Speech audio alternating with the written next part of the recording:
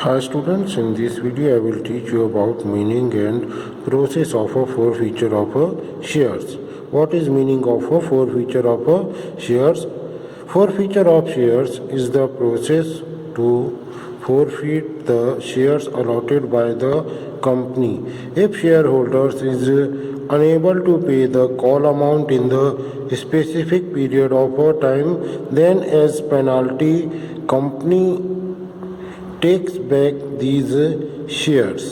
देखिए, forfeiture of shares एक तरीके का प्रोसेस होता है उन शेयर को फॉरफीट करने का कि जो शेयर्स कंपनी के द्वारा क्या किए जाते हैं, अलॉट किए जाते हैं। अगर कोई शेयर होल्डर कोई रिक्वायर्ड टाइम, कोई स्पेसिफिक टाइम पीरियड में, अगर कोई शेयर होल्डर किसी स्पेसिफिक टाइम पीरियड में कॉल अमाउंट को पे करने में क्या होता है, अनेबल होता है। अगर कोई शेयर होल्डर किसी स्पेसिफिक टाइम पीरियड में जो कॉल अमाउंट है उसको पे करने में क्या होता है, अनेबल होता है, तो एज पेनाल्टी के तौर पे कंपनी क्या करती है, उन शेयर्स को वापस ले लेती है। Forfeiture of shares is done only in the condition when provision is made in the article of association of the company.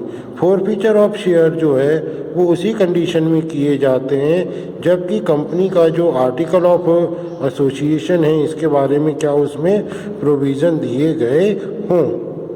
अगर otherwise claim has to be presented against shareholder, otherwise जो है न्यायालयीन कार्रवाई की जाती है। तो हम ये कह सकते हैं कि फॉरफीचर ऑफ शेयर क्या होता है, एक तरीके का प्रोसेस होता है जिसमें पेनाल्टी के तौर पे कंपनी क्या करती है, उन शेयर्स को वापस ले लेती है जो शेयर्स जो है कंपनी ने अपने शेयर होल्डर्स को क्या किए जाते हैं, अलॉट किए जाते हैं। ये फॉरफीचर तब किया जाता है जब शेयर होल्डर किसी स्पेसिफिक टाइम पीरियड में अपने कॉल अमाउंट को पे नहीं कर पाते हैं। प्रोसेस और procedure of forfeiture of share. Following is the procedure of forfeiture of share. Firstly, company secretary prepare the list of such share holders who have not paid the installment of shares within a specific period of time, and this list is sent to board of director. सबसे पहले क्या किया जाता है, company के जो secretary होते हैं, जो कंपनी सेक्रेटरी होते हैं, वो ऐसे शेयर होल्डर की लिस्ट को प्रिपेयर करते हैं जिनने की एक स्पेसिफिक पीरियड ऑफ टाइम में जो इंस्टॉलमेंट जो शेयर्स की पे करना था वो पे नहीं करी है, और ऐसे शेयर होल्डर्स की लिस्ट को जो है वो बोर्ड ऑफ डायरेक्टर को क्या करते हैं, सेंड करते हैं। In the meeting of board of directors to forfeit these shares resolution is get passed. Board of directors की मीटिंग में ऐसे शेयर के जो शेयर होल्डर्स हैं, ऐसे जो शेयर होल्डर्स हैं उनके शेयर्स को फॉरफिट करने के लिए रेजोल्यूशन जो है वो पास किया जाता है। After that Secretary sends a final notice to pay the outstanding amount with interest within a specific period of time to the shareholders. Specific period will be minimum of 14 days.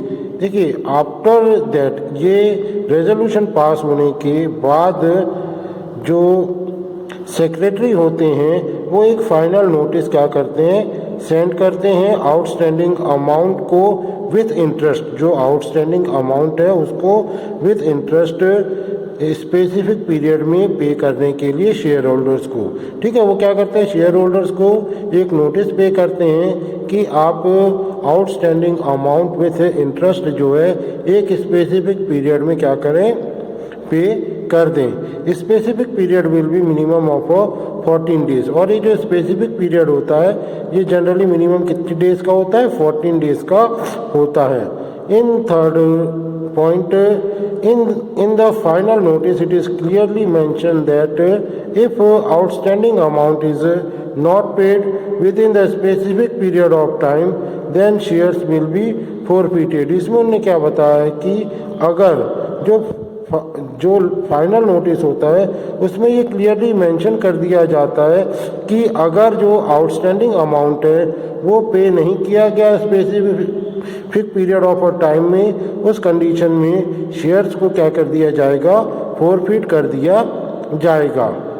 In fourth point, if with in the specific period outstanding amount is not received then secretary sends resolution to forfeit shares to the board of director.